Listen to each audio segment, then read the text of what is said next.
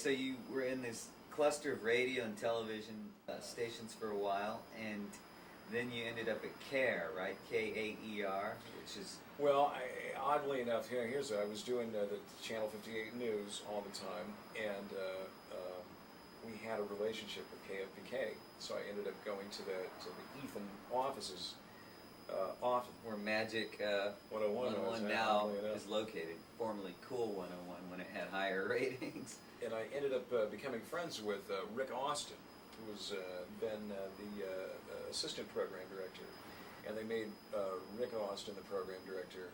And Rick, out of the blue, and I didn't go out for this job. I didn't give a tape. I didn't send him a tape or a resume or anything. I just became friends with Rick Austin, and he'd come to the television station a couple of times to see me when I was doing the news. And he says, "Hey, I'm the program director now. You want to do 7 to midnight?" Or what is it, 6 to 10? Yeah, 6 to... That's cool. And I said, yeah, sure. And at the time, it was owned by McClatchy. Right, who owned the Bee. Who owned the Bee at the time. Still do, actually. Oh, they did? Yeah. Oh, wow. And they paid some really good money and had the best benefits out of all the radio stations in town. McClatchy. Oh yeah, now tell us about the 10Q experience. Because that was probably the wildest Sacramento radio ever got. And we're talking like mid-80s still, right? Like 86, 87 or something? We're talking 87. Okay. 87, yeah. And 10Q, an AM station, AM at that point had been forgotten as a music form, music band, it was primarily news at that point. And so you're doing this AM station. I had the opportunity. 1050 AM? 1060, I believe. 1060, yeah. That Ed Stolz ended up owning, or something? Yes, he ended up getting the license, the frequency, or something. I think he had the frequency. Yeah, the frequency. Yeah, I was approached by these guys and said, "Hey, you want to program a radio station?"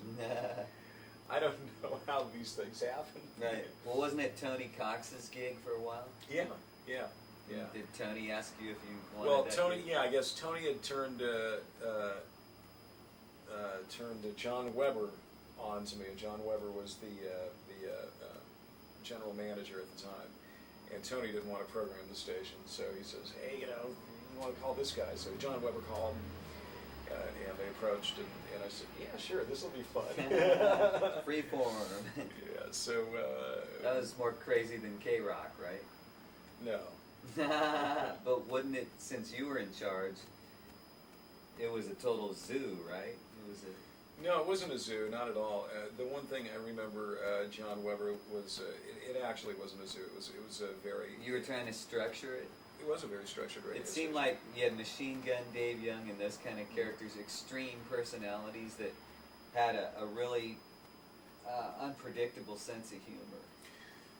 Yeah, and Tim Stevens did afternoons for me. And, Rick Shannon came over for a while and was Joan Asti. That's where you knew Rick Shannon, huh? No, I knew Rick Shannon from, God, where did I meet Rick? I don't recall, but I'd known him. Going back and rediscovering the times that we shared in this town, and you yourself, Dave, you went on to work at almost every station in this market. Alex, I think I have worked at every radio station in this market, and I believe, and I'm not sure, and you probably could answer this, you're a better judge. I think I left before I got to work at Magic or the End.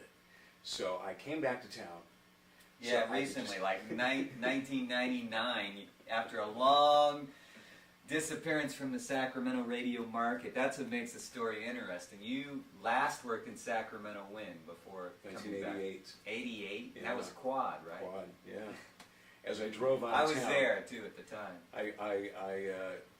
I actually started doing that morning show with Terry Steele, Jeff Hunter, Marty Johnson. Is that Marty really Johnson wanted to retire. He ended up in, no, he didn't really, he retired from radio and he went into the Air Force. You came to Quad originally in '85. And after working at KSFM briefly. Yeah, I worked at KSFM for 6 months. 6 months. Sight unseen, I was hired and came out. They said, oh, it's Sacramento, it's the capital city.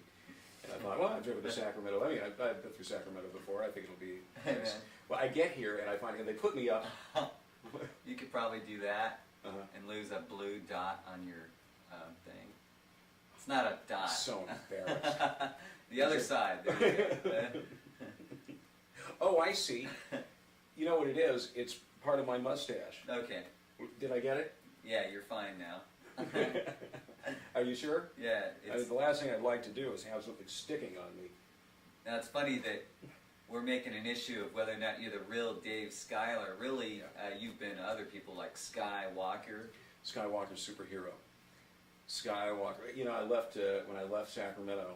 I briefly went over there to KZY in Anaheim, and I had a tape circulating, and oddly enough, got a job at KISS right away.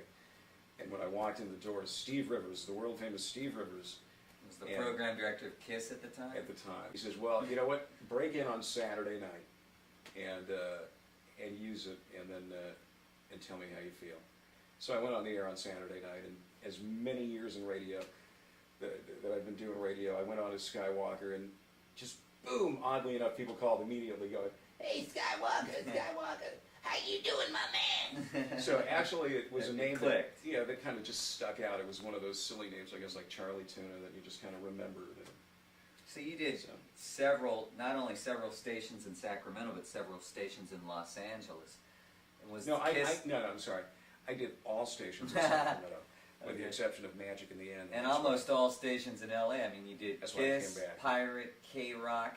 No, Pirate, I didn't. Power. You know, at Pirate, I probably did for a very, and was never actually officially hired at Pirate. Okay. I went in there Under and, Scott Shannon. under Scott Shannon, and actually the same tape I had sent to KISS, and I was working at KZY, and it was only a month out of the time I had left Quad, and I was at KZY.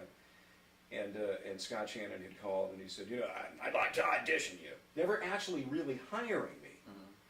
And at that point, I had gone on the air and read the liners. And that's all they were, just liners. You could not On veer. Pirate, I thought Pirate was trying to break the rules and be cutting edge and set a new tone to radio. No, we can actually listen to a tape. I've got one. No, it was all liners. What happened with Pirate? Okay, they came Well, on it's really just a- strong for yeah. like 2 or 3 books. It was rock hits, and This is '89, around then. It was, yeah. When Rock 40 was supposedly becoming a format, but it didn't really become a format. No, that never materialized. I think it just was kind of unfocused. They didn't know what to play and what they couldn't play. They were playing Van Halen and Guns N' Roses and Wang Chung. And then mixing in a ballad by Richard Marx. Yes.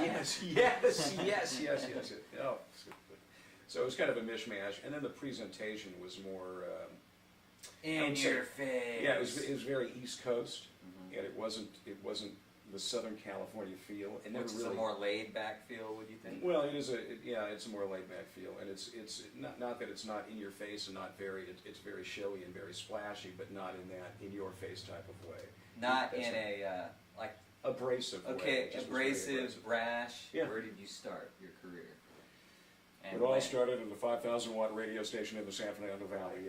I ended up working for Rick Carroll, who I had been introduced by to from a friend of mine, Scott Mason, a longtime friend of mine. Industry people say that Rick Carroll created the alternative format. And he definitely did. He was definitely an innovator and a very creative and one of the nicest people, and very nice and helpful in my career. And I had the good fortune of actually meeting him and him knowing who I was, because he was a very creative and nice. Didn't he allow a lot of freedom on the air? Allowed a great deal of freedom. So Yeah. cool. So then you were at K-Rock what time period? That was probably early 80s? Yeah, I was at K-Rock in '81.